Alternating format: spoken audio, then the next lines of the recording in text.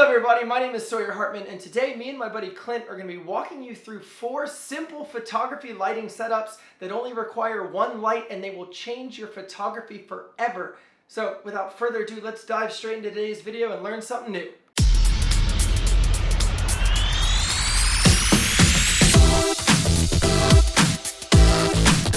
Welcome back everybody, or shall I say aloha from a very hot Hawaii at the moment. If you're new here, I make brand new film and photography videos every single Sunday, so please consider subscribing at any point in the video if you'd like. But today we are talking about lighting. Now, I've actually already made 2 lighting tutorials on this channel before in the past, and judged on their views and comments, it's very obvious lighting is something you want to learn about, so today, let's just tackle it. Now, chances are if you're not already really good at lighting, it's probably safe to assume you don't have tons of professional lighting gear just like hanging around your house. But don't worry, today's tutorial is all about the effects and looks that you can accomplish using just one single flash. Now, personally, I'm going to be using the Broncolor 800L Zero strobe light today, which is like a very nice professional level strobe light. But if you're working with a smaller budget or you're trying to get your dollar to stretch a little bit longer, I'd recommend something like the Alien Bee strobe light, which you can literally pick up for 250 bucks, and it's excellent. I will put the link down below for both in case there's something you're looking for. But without further ado, I'm like dying of heat in my office, so let's just go shoot.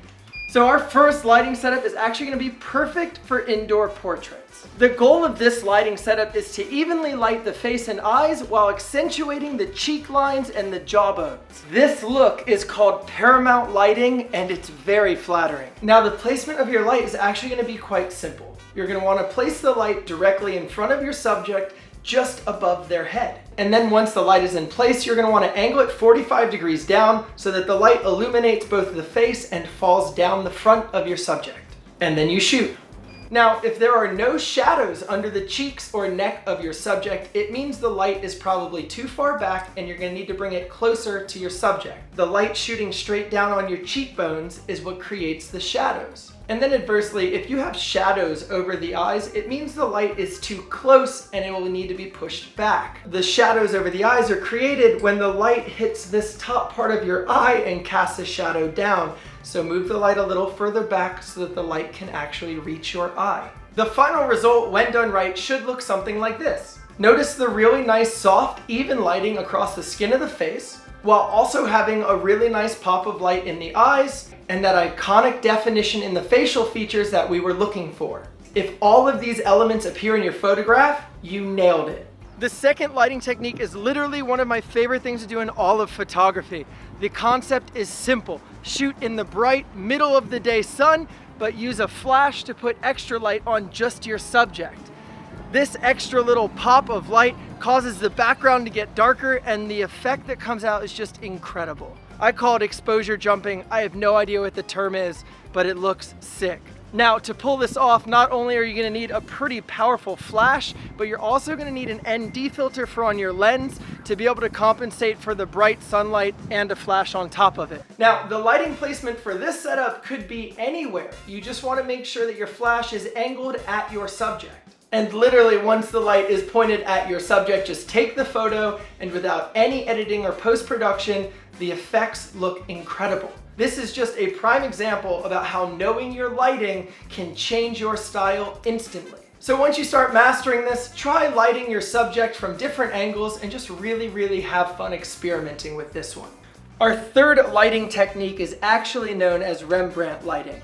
Now, Rembrandt lighting is technically when your face is lit from the side and a little bit of light falls over your nose and creates a little triangle on the other side of your face. Now, Rembrandt lighting is incredibly popular in dramatic cinema. For example, these are screen grabs from some movies you might recognize. The actual lighting placement for Rembrandt lighting is extremely simple. You just put the light to one side of your subject and stand directly in front of them with your camera. You're going to want to aim the light at the bridge of the nose of your subject. This way the light hits the side of the face and hopefully a little bit falls over to the other side. If both sides of the face are lit up, it means your subject is sitting too far back and they need to come forward. And adversely again, if only one side of the face is lit up and the other side is completely dark, it means your subject is too far forward and they need to scoot back to allow some of the light to actually come across their face. This lighting setup is so easy that you can actually even use a window if you don't happen to have a strobe light. Now, it may take you a little bit of finessing to actually nail this effect, but when you do, the final image should look like this. Notice that little upside down triangle on the opposite side of the face. That is how you know it's Rembrandt lighting. Now, our fourth and final lighting setup actually combines both natural daylight and a flash. Our goal here is to actually use the flash as a natural hair light or edge light for our model rather than the main light to light their face. To do this, you're going to stand your model in a doorway or window so that they are naturally lit by the sun. And this is normally where you just be done and take your photograph. However, now we're going to do something different. Clint is going to actually take the light inside and he's going to hide it in the back out of frame, and he's going to aim it at the back of her head and hair.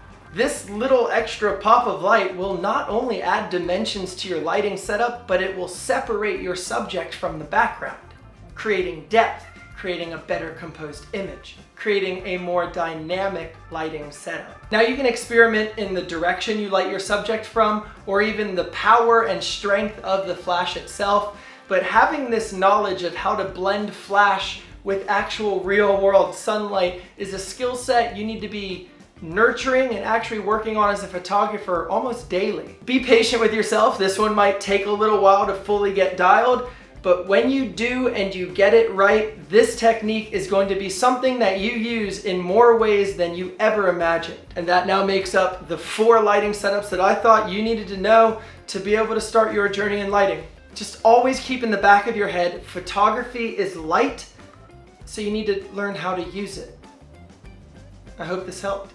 And that pretty much wraps up this entire video. I really hope you enjoyed watching. I hope maybe you learned something. If you did, please consider subscribing. I make new film and photography related videos every single Sunday, and I'd love to have you here. And if you have any questions, thoughts, or videos you'd like to see me create in the future, feel free, leave them in the comments. I check them all the time and I'll be adding them to my list. And just once again, lighting is so important when it comes to photography. Literally, photography is just lighting. So try to understand the tips and tricks we gave you today, but more importantly, get out there and use them in your photography. Go out and just shoot and try, even if you fail, because that's how you're gonna get good at this stuff, guys, trust me. And just always know that you can send me things on Instagram. I'll see them. I'll tell you if you're doing a good job. I'll tell you how to tweak and get better. I wanna see you get better at photography. And just know that like I'm here. Even though I'm a YouTuber, like I am your personal photography teacher, so use me like one. And I'm very excited to see you get better. And remember, until next time, stay motivated, stay inspired, and never stop creating. And I'll see you guys in the next episode. Peace.